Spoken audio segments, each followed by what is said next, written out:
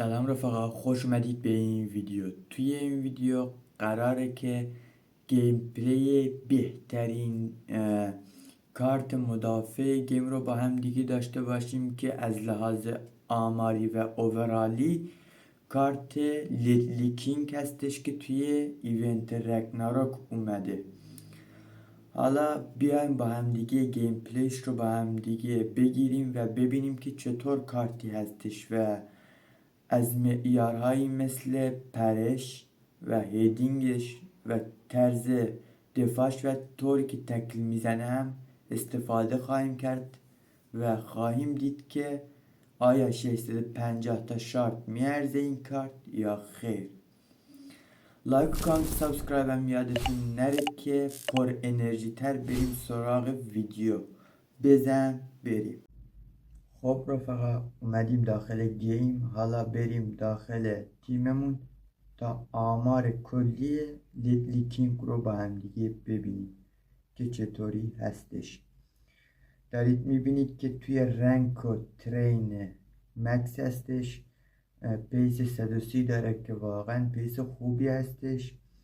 دیفندینگ 183 که واقعا عالیه و فیزیکال 162 هم خوب هستش به عنوان یک مدافع.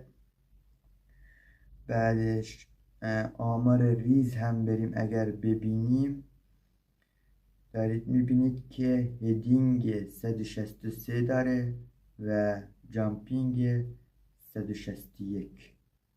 حالا بریم این رو داخل گیم ببینیم که چطوری هستش.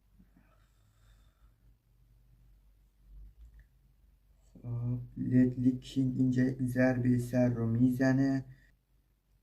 لیتلی کینگ اینجا یک دفاع رو میکنه، یک دفاع ناقص، یک ضربه سر. خب لیتلی کینگ یک ضربه سر رو میزنه، گل. چه ضربه سر خوبی رو میزنه این پسر. ببینیم که چطوری زد. واقعا گل عالی رو به نامش گذاشت لیتلی کینگ. خب ببینیم که خب دفعه یعنی با سیو های بی نظیرش کینگ توپ رو میزنه اینجا. لیتلی کینگ رو دارید میبینید.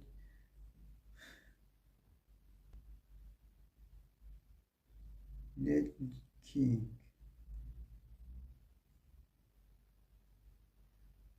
توپ رو دور میکنه اینجا.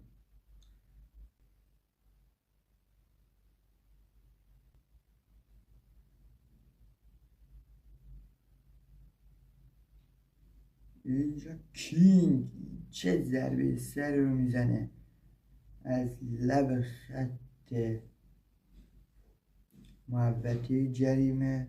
ببینیم ویدیوشو که واقعا عالی میزنه این ضربه سر رو به ادوین وندرسار 109.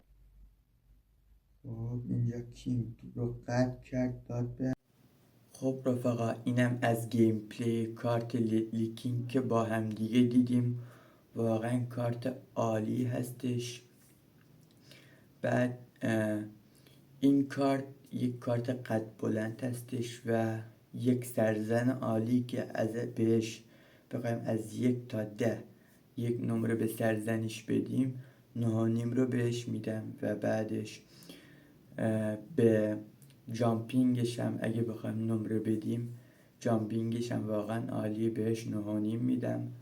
بعد معیارهای دیگه که برای یک مدافع لازم هستش، یکیش سرعت مدافع هستش که بهش 9 میدم که واقعا سرعت نسبتا خوبی داره به عنوان یک مدافع.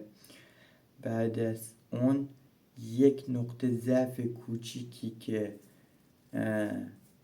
از لیتلی کینگ میخوام بگم اینه که پوزیشنینگش خیلی زیاد جالب نیست. یعنی اکثر جاهایی که بهش نیاز داریم زیاد نمیاد. اکثر یه جای دیگه هستش که اونم اگر کارت باف بشه احتمالا اون رو هم بهتر خواهند کرد، چون کارت الان 2-3 روزه که اومده داخل گیم و احتمال داره که عمل کردش از اینی که هستم بهتر بشه. بعد به پوزیشنینگش هم 8 یا 7.5 میدم که خیلی زیاد جالب نیست پوزیشنینگش. بعد میمونه از لحاظ دفاعی که کارت لیتلی کینگ توی دفنینگ واقعا عالی هستش، بهش نمره 9 رو میدم و برای تکل ایستادش نمره 8.75 و برای تکل بلندش هم نمره 9 رو در نظر دارم که واقعا عالی، دفنینگش واقعا جالب هستش. بعد این کارت رو اکثر برای کسایی پیشنهاد میدم که دفاع سرزن ندارن و دفاع قد کوتاه دارن، میخوان یک دفاع قد بلند و سرزن داشته باشن. بعد این کارت اکثر موقع ها توی کورنر اگه پاس خیلی خوبی بهش برسه 100% اون رو با ضربه سر گل خواهد کرد. بعد اگه ضد حمله بزنن میتونه با سرعتی که داره به اون مهاجم برسه. البته بستگی داره، مثلا کلیان امباپه خیلی سرعت زیاده، از هر دفاعی ضد حمله بزنه اکثرا نمیتونن برسن. اما کارتی مثل چی بگم، یک مثل گیوکرش یا اینا، چون وزن زیادی دارن این مهاجما میتونن بهش برسن، اما فیزیکالی که داره لیکینگ هم نسبتا خوب هستش، میتونیم بهش 9 بدیم که نه 8.5، فیزیکال 8.5 بهش میدیم، چون بعضی وقتا هم میتونه از مهاجمای خیلی مثلا با فیزیکال بالا هم جا بخوره. در کل این کارت رو به شما در حد و اندازه نمره‌ای که بهش میخوام بدم 8.75 هستش که نشون میده مدافع خوبی هستش. البته این نمره رو دارم وقتی میدم که این کارت هنوز باف نشده و میتونه عملکرد بهتری هم بده، با شارژ 650 که واقعا عالی هستش. ممنون که این ویدیو رو تا اینجا دیدید، دمتون گرم. لایک، کامنت، سابسکرایب هم یادتون نره که ویدیوهای عالی‌تر و خفن‌تری رو با هم دیگه داشته باشیم. بدرود.